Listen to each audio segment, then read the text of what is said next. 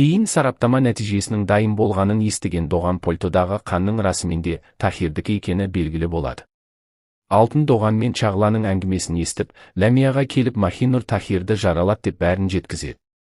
Екеуі Махинурдың кінәсін прокурорға дәлелдеп, Меликті түрмеден босатып, Тахирдің киігін қайтаруды көздейді. Осы уақытта Бихрам ақ костюм киіп, Махинурға да ақ көйлек кигізетінін айтып, үйленуге мәжбүрлемек болады. Үмітін үзген Махинур өмір сүргеннен гөрі өлгенді жөн көріп, сынған әйнектің сынығын ішіне соғып алады. Амалы қалмаған Бихрам Генжоға хабарласады. Бұл уақытта Генжо Доған мен Чағланың қасында болатын. Доған бейне қоңырау арқылы жараны қалай тігу керектігін айтып, Махинурдың өмірін сақтап қалады. Доған мен Чағла Бихрамның жасырынған қала сыртындағы үйге келеді. Бастапқыда Бихрам Махинурды жібермей үйдің жер төлесіне жасырынады. Доған оның үйде екенін сезіп дауыстап Махинурдың ішіне қан кетіп өліп кетуі мүмкін деп жалған айтады. Осылайша Бихрам Махинурды тастап кетуге мәжбүр болады. Махинур аман-есен Доғанның үйіне оралған кезде, прокурор Лейла бастаған полиция қызметкерлері келіп, Тахирге шабуыл жасады деген айыппен Махинурды тұтқындауға келеді. Доған Махинурдың үстінен шағым түсірген адамның кім екенін сұрайды. Ләмия ештеңеден тайсалмай, шағымды өзі түсіргенін мойындайды. Олар Махинурға кісен салып алып кеткенде, Чағла әпкесінің тұтқындалғанына шыдай алмай өксіп жылайды. Чағла әпкесін қорғау үшін оның заңгері болады. Алайда сот шешімі шығып, Махинур қамауға алынады. Доған судьяға 25 жыл бұрын Тахир Махинурдың әкесін өлтіргенін айтып береді. Ол сол қайғылы оқиғадан кейін Махинурдың мүлдем сөйлемей кеткенін түсіндіреді. Судья бұл істің ақиқатын анықтау үшін 25 жыл болған қылмыстық істі жүргізген прокурор арқылы білуге кеңес береді. Ал Йылмаз Доғанның бұл әрекетін Ләмияға хабарлап айтады.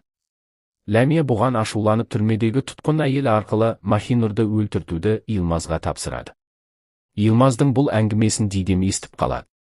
Ол әдейі Йылмазбен танысу үшін соқтығысып байланыс нөмерін алады. Доған мен Чағла Тахирдің қылмысын жасырған бұрынғы прокурорды тауып, шындықты дәлелдеуге кіріседі. Бихрам Махинурдың түрмеге қамалуына Чағланы кінәлап, оны әкесін өлтірген адамдармен бірікті деп айыптайды. Чағла болса Бихрамды ағасындай көргеніне өкінетінін айтып, Махинурдың өмірін ұрлаған адам деп кінәлайды. Ашуға булыққан Бихрам Чағлаға қол көтермек болады, бірақ өзін тоқтатып, егер атанаң тірі болса жаулармен сенің дастарқандас болғаныңды білсе, көрінде тыныш жатпайды дейді. Сол сәтте Доған араға түсіп, енді Махинур мен Чағла менің отбасым деп екеуін қорғайтынын білдіреді. Түрмедегі әйелдер Меликке әкесіне шабуыл жасаған адамның ұсталғанын айтып, оның кінәсіз екеніне сенеді. Сол кезде Махинур камера ішіне кіргенде Мелик таңқалып оның қылмыс жасағанына сенбейді. Суна Махинурдың салған суретіне қарап оның сәбиі болған деп болжайды. Бірақ Махинур оған үндемеуін меңзейді. Алтын күйеуіне Махинурды құтқару үшін Доғанмен бірігіп, әкесіне қарсы сотқа айтса ажырасатынын ескертеді. Бұған ашуланған Синан Бихраммен сыбайлас болғанын бетіне басып, ажырасатын болсаң баламен қорқытпауын айтады. Осы уақытта Сифа әпкесіне Шемшектің бір жыл бойы Гүлшанмен жасырын хат жазысқанын айтады. Олар Шемшектің қайтадан пайда болғанына қатты алаңдайды. Сонымен қатар, Шемшек Сифаға Гүлшанның көптен бері жасырып жүрген құпиясын анықтауды бұйырғанын айтады. Себебі сол құпия олардың бүкіл отбасын құртуы мүмкін дейді. Доған Чағлаға Юсуф қайтыс болғаннан кейін Тахир істі жабу үшін прокурорды сатып алғанын айтады. Екеуі үмітін үзбей бұрынғы прокурор Шевкетті тауып сөйлесуге тырысады. Бірақ Шевкет өткен оқиғалары туралы ештеңе айтқысы келмейтінін және өмірінің аз қалғанын жеткізеді. Осы уақытта Суна оларға Махинурдың сөйлемей қалуына әкесінің өлімі ғана себеп болмағанын айтады. Алайда ол балаға қатысты шындықтың толық мән-жайын әлі білмегендіктен, бұл туралы әзірге ештеңе ашып айтпайды. Ал Бихрам жасырын түрде Сунаның үйіне кіріп, оның телефонын тексереді. Сол жерден Сунаның бұрын Доғанның сүйіктісі болғанын және Махинур Синаннан бала сүйгенін біліп таңғалады. Түрмеде Мелик Махинурдың жаңа ортаға бейімделуіне көмектесіп, оны Зіліштен қорғайды. Алайда екеуінің арасындағы төбелес кезінде Зіліш абайсызда жарақат алады.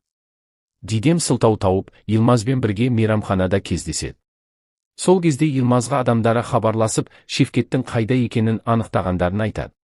Йылмаз Дидеммен қоштасып дереу жолға шыққан соң Дидем оның соңынан аңдиды. Ол Чағлаға хабарласып Йылмаз адамдармен Шевкеттің фермасына келгенін айтады. Ал Йылмаз Шевкеттен Доғанға шындықты айтқан-айтпағанын сұрап, Тахирге қатысты құжаттарды сұрайды. Сол сәтте Доған келіп Шевкетті құтқарып қалады. Осыдан кейін Шевкет шындықты айтып, куәлік беруге келіседі. Полиция бөліміне бара жатқанда Шевкеттің көлігіне Синан да мінеді. Алайда Йылмаз көлікке алдын ала жарылғыш орнатып қойған еді.